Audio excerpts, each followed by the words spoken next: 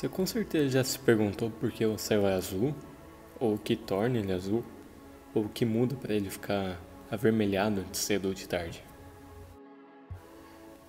E três coisas explicam isso. Primeiro, os saios solares. Segundo, a composição atmosférica, que é principalmente de gás oxigênio e gás nitrogênio. Terceiro, a nossa sensibilidade visual. Você já conhece a história da luz branca que pode se decomposta nas cores do arco-íris. O que talvez você não saiba é que cada cor está relacionada a características de ondas eletromagnéticas diferentes. Vou tentar explicar. Imagina que essa linha preta é o tempo. Tá vendo como a onda azul mexe mais nesse intervalo do que as outras?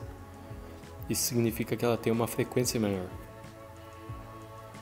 Mas separa como o comprimento da onda vermelha é maior.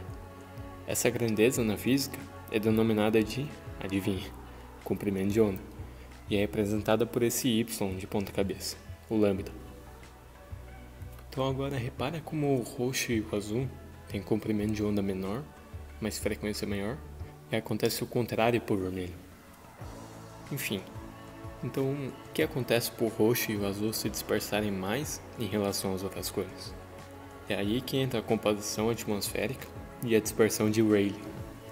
E o que é essa dispersão de Rayleigh?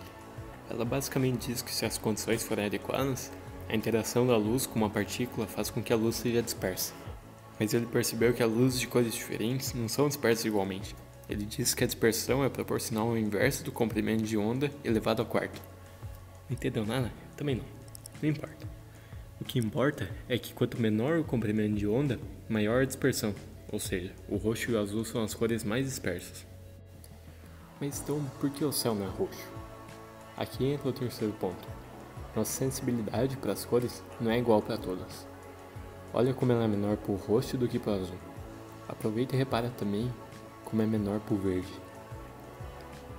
Então o que acontece é que as cores de menor comprimento de onda, como o roxo e o azul, são mais dispersas. Mas como o azul é melhor captado pelo nosso olho, é ele que nós enxergamos. Mas e o nascer e o pôr do sol? Certo. Para entender isso, você tem que saber que todas as cores estão sendo dispersas. Mas quando é de dia, os raios solares não precisam percorrer muita atmosfera e acaba que a dispersão é significante só do verde ao roxo. Mas quando o sol nasce ou se põe, a luz percorre muita atmosfera e a dispersão se torna significante para todas.